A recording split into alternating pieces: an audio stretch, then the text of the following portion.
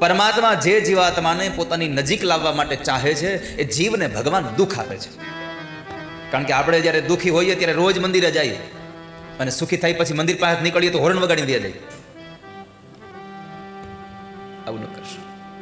એટલે ભગવાને કહ્યું મારી કૃપા હોય તો હું સત્તા આપું છું, પણ મારી કઠોર કૃપામાં હું સંપત્તિથી વિહીન બનાવી દઉં છું. જીવનમાં એક સંકલ્પ રાખજો વાલા ભક્તો, કે તમે કોઈ પણ કાર્યનું પ્રારંભ કરો ની કાર્યમાં સફળતા મળે તો પ્રભુની કૃપા સમજવી.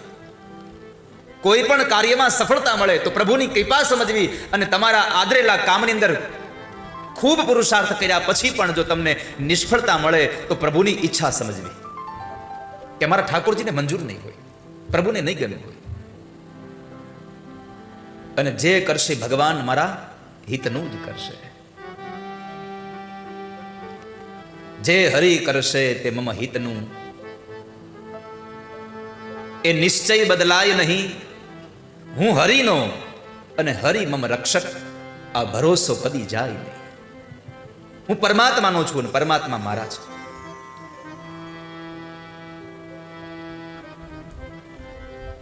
તો એવામાં ઇન્દ્રનો ભગવાને અહંકાર ઉતાર્યો.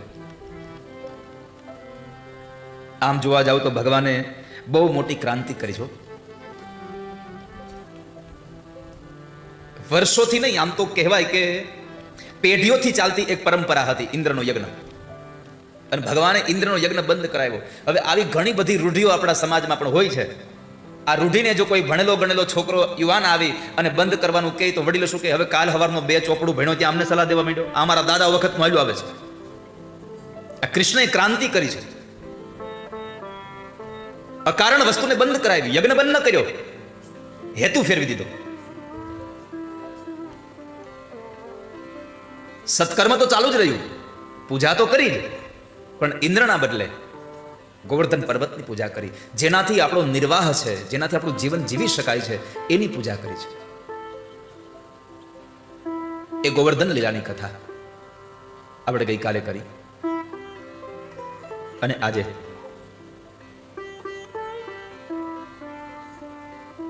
શ્રીમદ ભાગવતનું 10મ સ્કંદ એટલે ભગવાનનું હૃદય છે. આ શરીરમાં હૃદય હોય તો માણસ જીવે? હૃદય હોય તો માણસ જીવે? જીવે? બોલો પંડ્યાજી, જીવે? મેં પૂછ્યું છે કે હૃદય હોય તો જીવે? કેમ? હૃદય ન હોય તો જીવે? હૃદયમાં પ્રાણ હોવો જોઈએ, જીવ હોવો જોઈએ. ખાલી હૃદય કામનું નથી. શ્રીમદ ભાગવત એ 10મ સ્કંદ એ ભાગવતમાં ભગવાનનું હૃદય છે, પણ હૃદયમાં જો કોઈ પ્રાણ સમાન કોઈ કથા હોય તો એ રાસ પંચાધ્યાયની કથા છે. પંચ પ્રાણોની કથા છે. અને આવી તો બહુ બધી પંચાધ્યાયીઓ છે ભાગવતમાં. સાંખ્ય શાસ્ત્ર પણ પંચાધ્યાયી છે.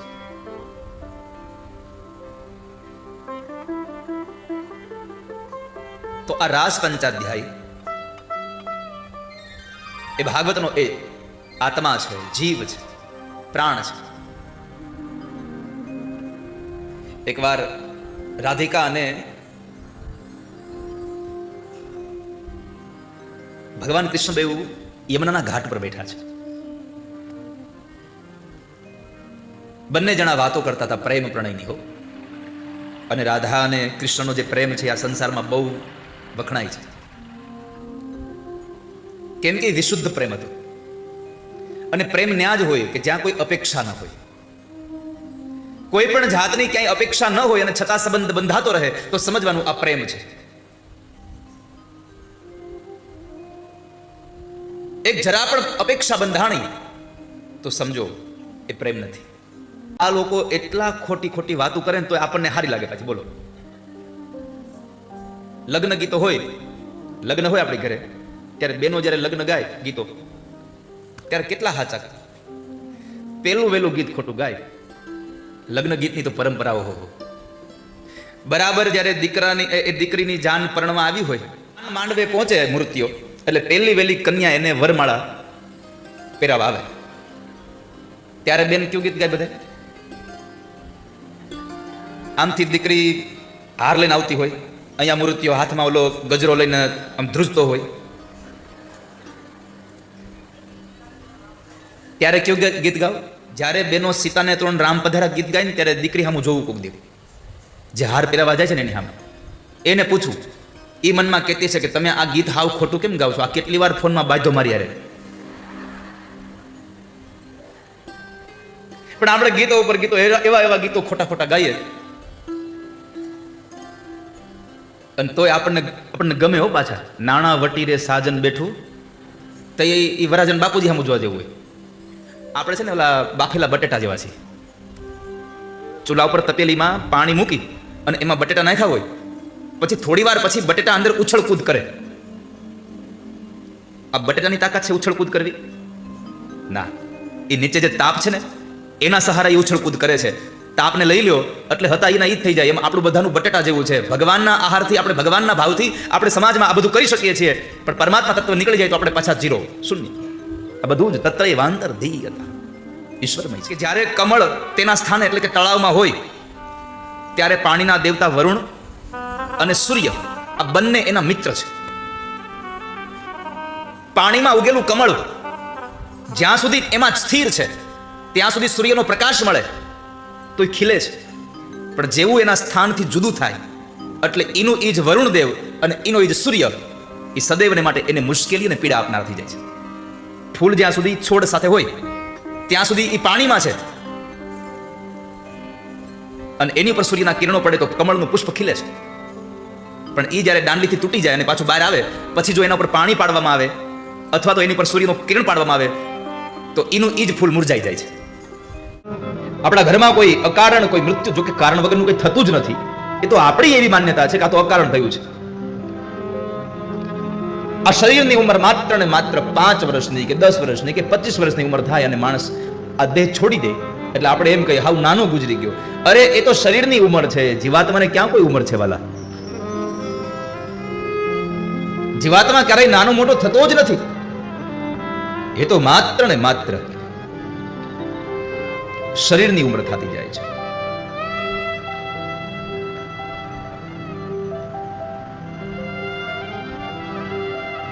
તો જ્યારે કોઈ માણસનું મૃત્યુ થઈ જાય એમ ત્યારે આપણે એમ કહીએ છીએ, આપણે ધીરજ ગુમાવી બેસીએ. મા બાપ હોય, ભાઈ હોય, બહેન હોય, જે કોઈના સંબંધમાં કોઈનો સંબંધ ગયો હોય ત્યારે એ દુઃખી થઈ જાય છે અને ધીરજ ગુમાવી બેઠે છે.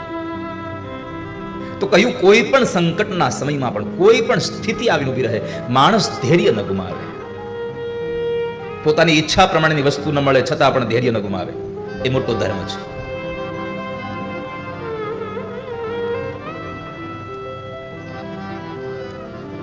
ક્યારેક ક્યારેક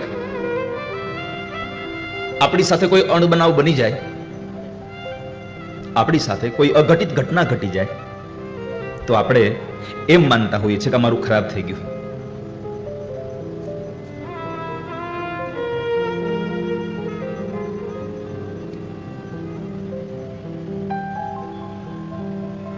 ક્યારેક ક્યારેક આપણી સાથે ઘટના ઘટી હોય ને એ સારા માટે ઘટી હોય.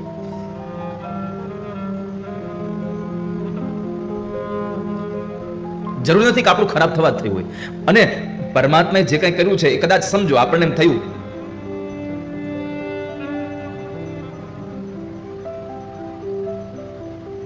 અકસ્માત થયો અને એ અકસ્માતમાં કદાચ આપણો હાથ તૂટી જાય તો એમ ન રોવું જોઈએ, મારો હાથ તૂટી ગયો, મારો હાથ તૂટી ગયો. જે થઈ ગયું છે, પણ ભગવાનનો આભાર કે મારો હાથ જ તૂટ્યો, બીજું આમ તો સારું છે. આમ માણસ પોઝિટિવ થિંક કરે, માણસ બી પોઝિટિવ રહે.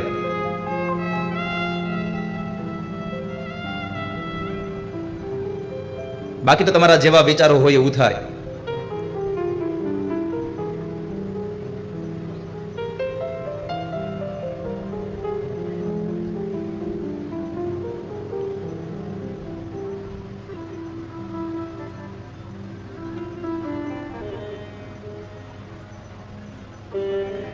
વિદેશની ધરતીમાં એક વખતનો સમય હતો કે ત્યાંના વૈજ્ઞાનિકો જોવા માંગતા હતા કે માણસની જે વિચારધારા હોય થાય ખરું. અને ત્યારે એક માણસને એક અંધારી ઓરડીમાં પૂરવામાં આવ્યો છે, અને એ અંધારી ઓરડીમાં પૂર્યા પછી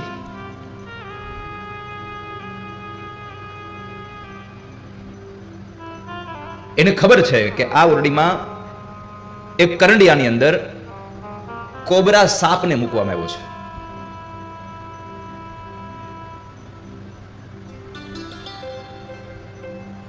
અને માણસને કહેવામાં આવ્યું છે કે આજથી 8મે દિવસે તને આ સાપનો દંખ દેવરાવાનો છે તને. માણસ ન ખાય ન પીવે, કશું ન કરે, ન ઊંઘ આવે, બસ એક જ વિચાર કરે કે મને આ કરડશે, મને ઝેર ચડી જાય હું મરી જઈશ, મને કરડશે, મને ઝેર ચડી જાય હું મરી જઈશ. આમાં બરાબર અંધારાની અંદર એને આંખે પાટા બાંધીને બંધ કરી દેવામાં આવ્યો, અને પછી કોબરા સાપ એની નજર સામે પેલા લાવ્યા હતા નજર, અને પછી 8-10 દિવસ પછી માણસને ખાલી ઇન્જેક્શન દેવામાં આવ્યું. ઝેર વગરનું ઇન્જેક્શન દેવામાં આવ્યું તો એ માણસ મૃત્યુ પામી ગયો. એ માણસને જ્યારે એના શરીરમાંથી લોહીના સેમ્પલ લઈ અને જ્યારે લેબોરેટરીમાં ગયા ત્યારે એમાં નક્કી દેખાણું હતું કે આમાં કોબરા ઝેરનું સાપ ચડ્યો છે એવી અનુભૂતિ દેખાય છે. કારણ એ માણસ સતત વિચાર કરતો હતો, અંતે યામતી સાગતિ. તમે જેવું વિચારો એવું થઈ રહ્યું છે.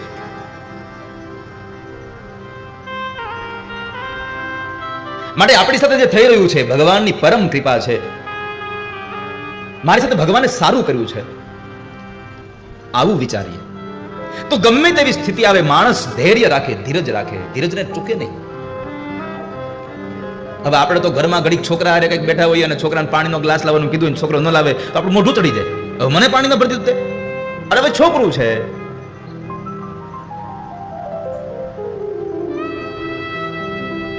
આપણે આપણું કદ સમજતા શીખવું જોઈએ મારા વાલા. બસ માણસ પોતાનું કદ સમજે કે હું ક્યાં છું.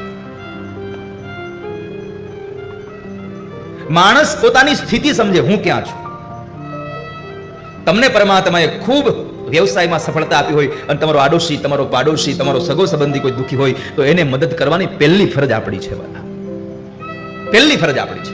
એક જન્મના તમારા પુણ્ય જ્યારે તમારા એકત્રિત થયા હોય ત્યારે તમને પરમાત્માની કથા સાંભળવા જવાનો ઈચ્છા થાય, તમને કથામાં બેસવાનું મન થાય. બાકી તમારા જો ભાગ્યમાન હોય તમે ઘરે કથા બેહારો તો ન સાંભળી શકો. એક શેઠે બરાબર કથા બેહારી અને બરાબર પહેલો દિવસ પોથયાત્રાનો નીકળ્યો અને બરાબર એને ધામધૂમથી હજારો માણસો પોથયાત્રામાં બેન્ડ વાજા વગડે ને એને બધા ફટાકડા ફોડે ને એમાં બરાબર એકને હરખ એટલો હતો કે ઓલા શેઠની બાજુમાં આવીને ધડાકો કર્યો, ધડીને શેઠને કાનમાં ધાક પડી ગઈ, નકર તમરા જ બોલે, બીજું કાંઈ સંભળાય જ નહીં. રોજ હવારમાં આવે અને કાનમાં ધાક પડી જાય ને એની કોઈ દવા ન હોય, તમને ખબર છે ને, એની હાથે જ ખુલે. તો શેઠ બિચારા રોજ હવારમાં કથામાં આવે, બિચારા ટેકો દઈને બેહે, એક જગ્યાએ બેહે, આખી કથા પૂરી થાય ત્યાંથી બેહે. પણ મહારાજ કથા એટલી ભાવથી સંભળાવે, એટલી ભાવથી કથા કરે, પણ શેઠને નકરા તમરા જ બોલ્યા કરે, કાંઈ સંભળાણું નહીં હાથ દીમાં. આમ કરતા કરતા હાથ દી પૂરા થઈ ગયા. મહારાજે વળી પાછી પોથયાત્રા લઈને નીકળ્યા ગામની હારે, અને એમાં વળી પાછો કોઈક મારી જેવો હતો, એવો બધો આમ આમ પરોહમાં આવી ગયો, ઓલા શેઠના બાજુમાં ધડીને ફોડ્યો, ધક ખુલી ગઈ. ભાગ્યમાં ન હોય તો માણસને સત્સંગ ન મળે વાલા. એમ તો ઘણા લોકો અહીંયા આવ્યા છે કથામાં, લ્યો હાલો કથામાં જાય છે, એ અહીંયા આવીને પછી મેળા ગયા, લ્યો એમ સત્સંગ મળે. ઘણા લોકો ચાના સ્ટોલે ચુસ્કી લેતા હશે, એમ સત્સંગ મળી જાય. 7 જન્મના પુણ્ય ભેગા થયા હોય ત્યારે તમને ઘરેથી મન થાય કે હાલને આજ કથામાં જાવ, ખાલી ઈચ્છા થાય. 7 જન્મના પુણ્યથી તમને માત્ર ઈચ્છા થાય કે હાલ હું કથામાં જાવ. બીજા 7 જન્મના પુણ્ય ભેગા થાય તો તમે ઘરેથી નીકળો, અહીં પહોંચો નહીં, રસ્તામાં કોક મળી જાય, હવે કાલ જાવ, હવે આજને કેટલી ભીડ છે. ત્યાર પછીના 7 જન્મના પુણ્ય ભેગા થાય ત્યારે તમે કથા મંડપમાં પહોંચો. ભાગમાં ન હોય તો કથા મંડપમાં આવીને સત્સંગ ન મળે. શું કામ એને અહીંયા આવીને બેહો તો કોકનો ફોન આવે, હાલો તમારું કામ છે ઘેરે, ઊભું થઈને વયું જવાનું. તો તમે બધા કેટલા લોકો ભાગ્યશાળી છો કે ભગવાનની કથાના મંડપમાં તમે ક્યારના બેઠા છો, ભગવાનની કથા સાંભળી રહ્યા છો. વાલા તમે બધા આપણા જીવનમાં રહેલા અજ્ઞાન રૂપી અંધકારનો નાશ થઈ જાય છે અને છેલ્લે જીવનમાં વિવેકની પ્રાપ્તિ થાય છે. અને જીવનમાં સુખ કોણ આપે? આપણો સ્વભાવ. માણસ 3 વસ્તુથી દુઃખી થાય છે: અભાવ, પ્રભાવ અને સ્વભાવ. માણસ 3 વસ્તુથી દુઃખી થાય છે. કોઈ વસ્તુનો અભાવ હોય આપણી પાસે એટલે દુઃખ લાગે આપણને, કે મારી પાસે નથી આવડું. આ ઘણા એને અહીંયા આવ્યા પછી થાય મારી માથે પંખો નથી, આમ આગો થોડો કે જેને દુઃખી જ થવું છે, જેને દુઃખી જ થવું છે, એને ગમે ત્યાંથી દુઃખ મળે.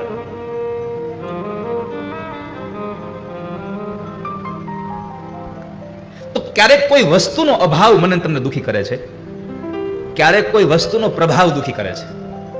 આપણી પાસે ન હોય પણ આપણી બાજુવાળાને અથવા તો આપણે છેલ્લે બેહવાનો વારો આવ્યો હોય અને કોઈ આગળ આવીને બેઠા હોય, કોઈકને આપણી નજર સામે ઓલા સ્વયંસેવકો કે હા તમે આગળ વ્યા જાવ તો આપણને એનો પ્રભાવ દુઃખી કરે, મારા એને આગળ ચાલતા અમને ન ચાલતા. આ માણસને અમુક વસ્તુનો પ્રભાવ દુઃખી કરે છે અને ક્યારેક આપણો સ્વભાવ આપણને દુઃખી કરે. હાથે કરીને આપણો સ્વભાવ આપણે દુઃખ કરવાનું થાય. નો હોય ત્યાંથી ઊભું કરે. માણસ પાણીમાં પૂરા ઊભા કરે તો વાંધો નહીં, દૂધમાંથી પૂરા કાઢે. હવે આને તમે કેમ સુખી કરી શકો? જેને દુઃખી જ થવું છે, ગમે તેમ કરીને દુઃખી થવું. મેં હમણાં જ એક વાત કરી હતી આગળની કથામાં કે એક શેઠને બરાબર એના મુનિમને પૂછ્યું અને અઢળક સંપદા હો, એને પોતાને ખબર નહીં કે મારી પાસે કેટલો પૈસો છે.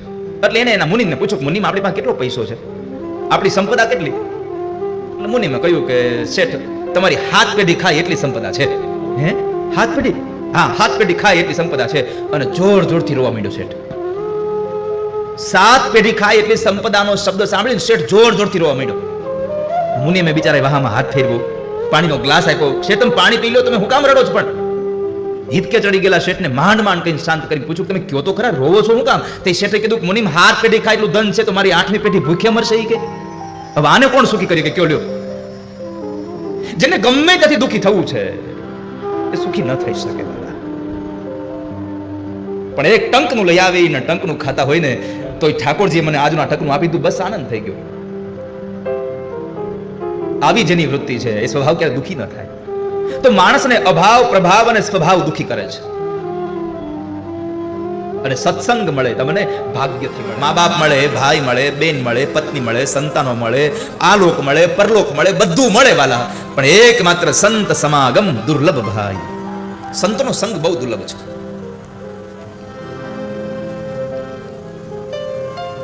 નારદ એને તમે સત્સંગ સંભળાવો, એને ભાગવતની કથા સંભળાવો. ભાગવત એ ગ્રંથ એવો છે જે ગર્જના કરે છે કે તમે મારા શરણે આવી જાઓ, હું તમને મુક્તિ આપીશ, હું તમને મુક્તિ આપીશ. ભાગવતના શરણે જવાથી માણસને મુક્તિ મળે છે. તો જેવો અહીંયા ભાગવત કથાનો પ્રારંભ થાય, ભાગવતની કથાનું સૌ લોકો પાન કરી રહ્યા છે. અને જેને જેને ભગવાન ભાગવતની કથા નથી સાંભળી,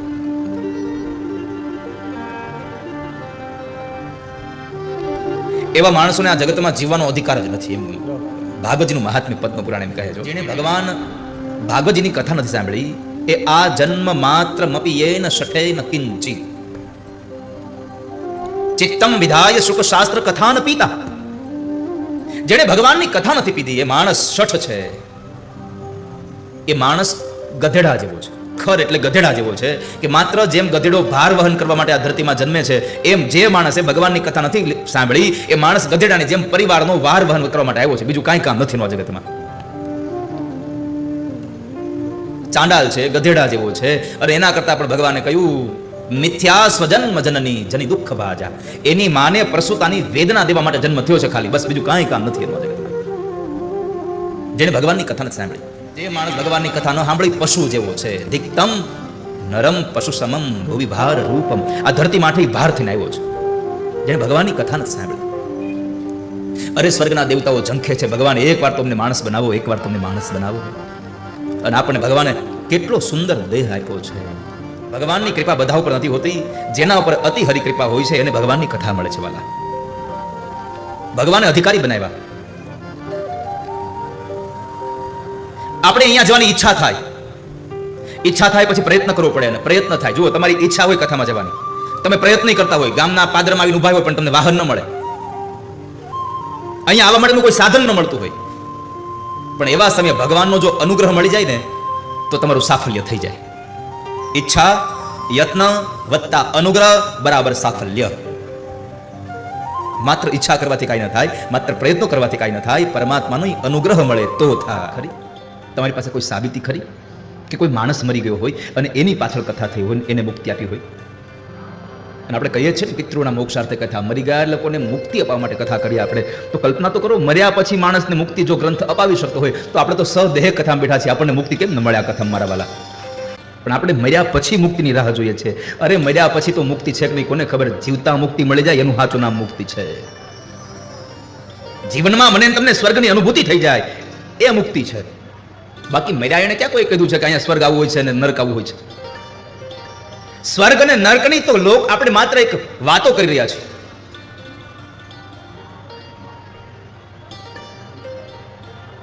માત્ર વાતો કરી રહ્યા છે. આવો જીવનમાં લાવો ફરીવાર નહીં મળે. અને કથા જ્યારે બેઠી હોય આજુબાજુના ગામડામાં, મેં હંમેશા કહ્યું છે કે તમારે કદાચ કોઈ તીર્થયાત્રામાં જવાનો સમય થયો હોય અને એ સમય તમને ખબર પડે કે અમારા ગામની અંદર 2-5 કિલોમીટર નજીકમાં, 15 કિલોમીટરના નજીકમાં એ વિસ્તારમાં ભગવાનની કથા બેહે છે. રામ કથા હોય, ભગવાન શિવ કથા હોય, ભાગવતની કથા હોય, દેવી ભાગવતની કથા હોય, કોઈ પણ પુરાણની કથા બેસતી હોય ને, તો હું તમને કહું છું કે તમારા તીર્થમાં જવાની ટિકિટ કેન્સલ કરી નાખજો, ભગવાનની કથામાં જાજો. કારણ તીર્થમાં જાશો તો એક દેવતાના દર્શન થશે, પણ ભાગવતમાં જશો તો 68 દેવતાઓનું તીર્થ અહીંયા છે મારા વાલા. 68 દેવતાઓ તીર્થના અહીંયા વિરાજમાન થયા છે.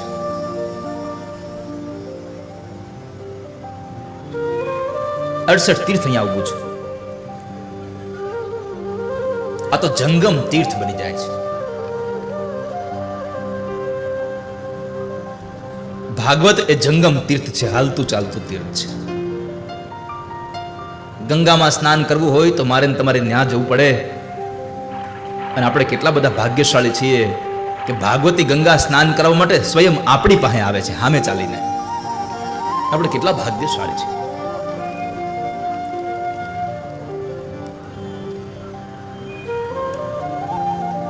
જેના કોટી જન્મનો, જેને પુણ્યનો ભાથું ભેગું થયું હોય એને આ ભગવાનની ભાગવતની કથા મળે. બીજાની હારે ઝઘડો કરવામાં જેને આનંદ આવતો હોય, બીજાની જેને નિંદા કરવામાં આનંદ આવતો હોય, અને એવા લોકોને જો ભગવાનની ભક્તિમાં બેહારો જો આળસ આવડતી હોય તો સમજવાનું આ ધૂંધુલી છે. અને આમ પણ આપણને આળસ તો ભગવાનની કથામાં જ આવે છે. બાકી તમને રિમોટ લઈને બેહાડજો ટીવી જોવા તો 3 કલાક ઊભા ન થાવ એક જગ્યાએથી. પગમાં ખાલી ન ચડે, તરસ ન લાગે, ભૂખ ન લાગે, અને કથામાં બેહો તો જ તમને બધું સાંભળે. એને હાથમાં માળા પકડાવો તો જ બધું સાંભળે. એક માળા ફેરવી લઈને ત્યાં તરત પૂછે, અમે ઓલા હવન યજ્ઞ કરવા જાવ ને ક્યારેક ક્યારેક ક્યારેક અવસર હોય તો ક્યારેક યજ્ઞ કરવા જાઉં હું યજમાનને ત્યાં. તો સવારમાં પૂજા ચાલુ કરીને ત્યારે સીધું પૂછે, દાદા આપણે ઇન્ટરવ્યુ કેટલા વાગે પાડવાનો? એટલે હજી તો પૂજા ચાલુ કરી છે. એ કે બપોર ફરાળ કેટલા વાગે કરવાનું છે? તું જમી લે પહેલા, પછી પૂજામાં આવે.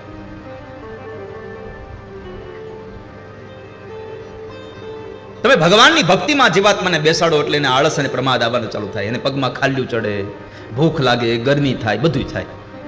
પિંડદાન કરે એનાથી કદાચ મોક્ષ ન પણ મળે. અને કદાચ હવે તો સમય પરિવર્તિત થઈ ગયો છે, પિંડદાન કરવું બંધ કરતા જાય ધીમે ધીમે. ભણેલો યુગ આવ્યો છે એટલે હવે પિંડદાનને બધું બંધ કરતા જાય છે. વિદેશોમાં તો ગુજરી ગયા હોય તો રવિવારની રાહ જોવે, રજા હોય તેથી બાળવા જા હોય કે લ્યો.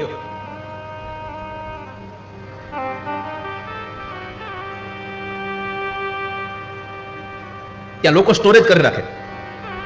સાચી વાત છે ને? હું ગયો નથી પણ મને સમાચાર મળ્યા છે, મારા યજમાનો બહુ બધા છે ત્યાં.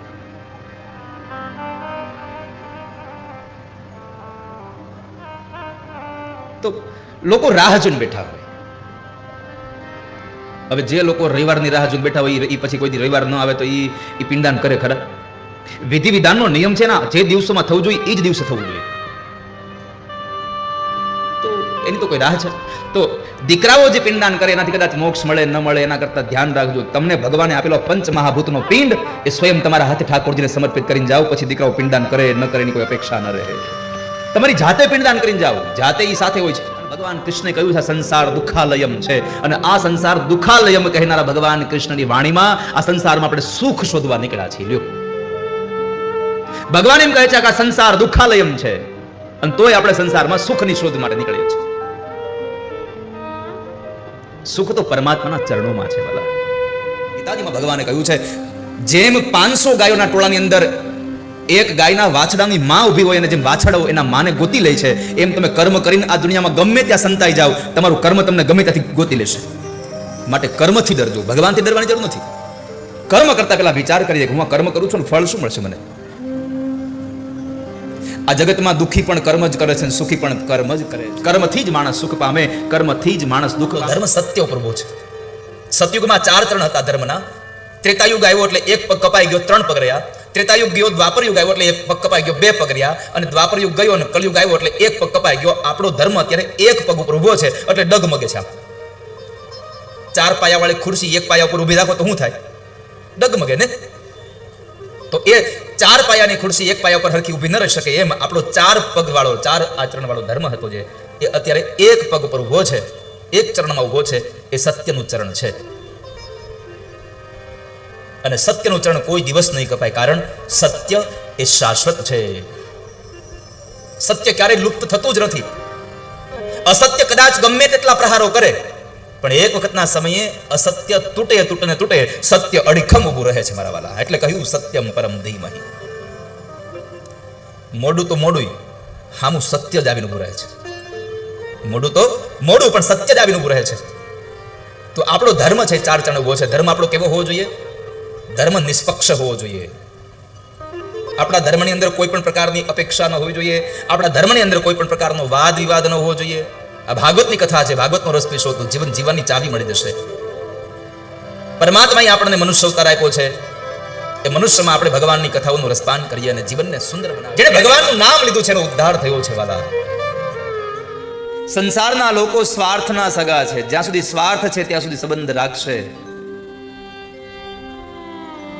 સ્વાર્થના સૌ સગા સંબંધી, સ્વાર્થની છે દુનિયા અંધી.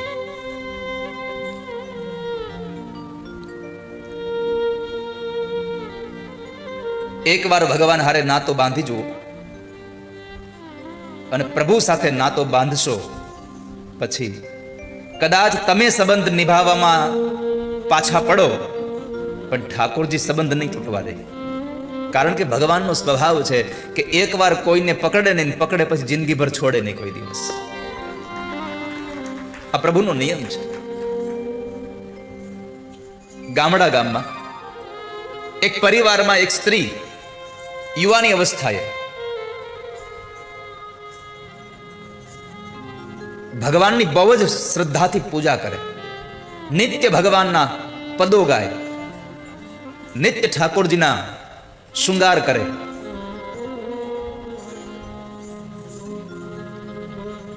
એ સ્ત્રીને એક વખતના સમય ઈચ્છા થઈ કે મારે દ્વારકાની યાત્રા કરવી છે, મારે દ્વારિકા જવું છે. અને દ્વારિકા તો એક એવું સ્થાન છે કે જ્યાં જાઓ એટલે તમારી બેટરી ચાર્જ. મેં ઘણી વાર કહ્યું છે વ્યાસપીઠથી કે જ્યારે આ કથાના દોરથી, કારણ કે માણસ છીએ, વ્યવહારિક જગતમાં ક્યારેક થાક પણ લાગે, ત્યારે આ શરીર હંમેશા માટે જ્યારે થાક્યું છે ત્યારે એમણે એક જ અપેક્ષા રાખી છે કે દ્વારકાધીશના દર્શન થાય, દ્વારકાધીશના દર્શન થાય. અને એકવાર દ્વારકાધીશના દર્શન થઈ જાય એટલે વળી પાછી બેટરી ચાર્જ. કારણ કે દુનિયાને ખાલી એમ લાગે છે કે ટાઢા છાંયે બેસવાનું, એસી વાળી ગાડીમાં જવાનું, એસી વાળા મકાનમાં ઉતારા મળે, સારું સારું ખાવા મળે, પણ એને બીજી ન ખબર હોય કે આ દુનિયાના લોકોને ચમકતો હીરો દેખાય છે ખાલી, પણ એ હીરો કેટલો ઘસાયો છે ને એ હીરાને જ ખબર હોય. આ દુનિયામાં કોઈ પણ માણસને જ્યારે સિદ્ધિ પ્રાપ્ત થાય ત્યારે લોકોને માત્ર એનું સુખ દેખાય છે, પણ એ સુખ મેળવવા માટે થઈને એ માણસે કેટલું દુઃખ વેઠ્યું છે એ કોઈને દેખાતું જ નથી. આપણી આંખો ઘણી બધી વસ્તુઓને નજરઅંદાજ કરે છે. ઘણી બધી વસ્તુ દેખાતી જ નથી જેનાથી આ બધું થઈ રહ્યું હોય. કુંભારના ઘરે જઈએ અને કુંભારના ઘરે પેલો ચાકડો આમ ફરતો હોય, એ કેટલો ઝડપથી ચાકડો ફરતો હોય, આપણને ચાકડો દેખાય, ઓહો ચાકડો કેટલો ઝડપથી ફરે છે. પણ તમને ક્યારે દેખાડું કે એ ચાકડાને આટલી ઝડપથી ફેરવનારી પેલી નાની એવી લાકડી કંઈક મહત્વની છે. લાકડી ન હોત તો એ ચાકડો ન ફરત. એમાં સંસારમાં કશું પ્રાપ્ત થાય ત્યારે આ સંસારને પ્રાપ્ત થયેલું જ દેખાય છે.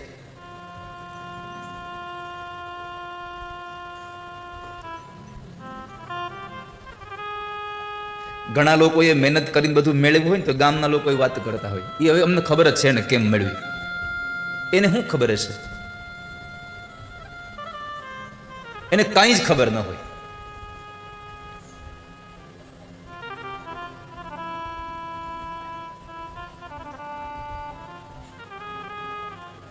પણ નિંદા કરે ને જ્યારે સંસાર, ત્યારે તમારે આનંદમાં રહેવું.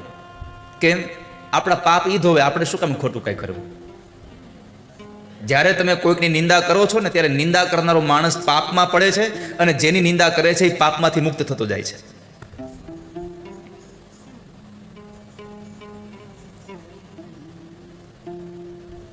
બીજું, તમારી જેવી તેવી વાતો કરે ને તો કોઈ દિવસ ગભરાવું નહીં. કેમ? તો વગર રોકાણનું તમારું એ એડવર્ટાઇઝમેન્ટ છે.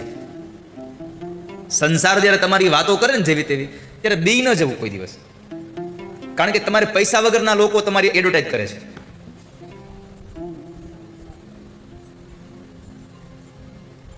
અને એડવર્ટાઇઝ એ જ કરે જેને કાંઈ ખબર જ ન હોય. પછી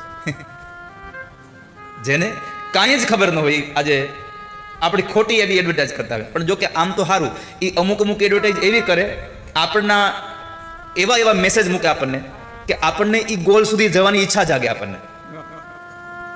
આપણને એક સ્ટેશન આપે, તમારે અહીં પહોંચવાનું છે. છોકરાને પૈસા જોતા હોય તો બાપુજી પાસે બહુ ઓછા માગે, કારણ કે બાપુજી ના પાડી દે, ધડ દે, નથી જવા દે. પછી બાને કે બાપ પૈસા લઈ દો ને, બા બરાબર ચાનો કપ હાથમાં આપે અને કે છોકરાને થોડાક પૈસા આપી દો ને. એટલે તમે રાધાજીને કહો તો કામ પતી જાય.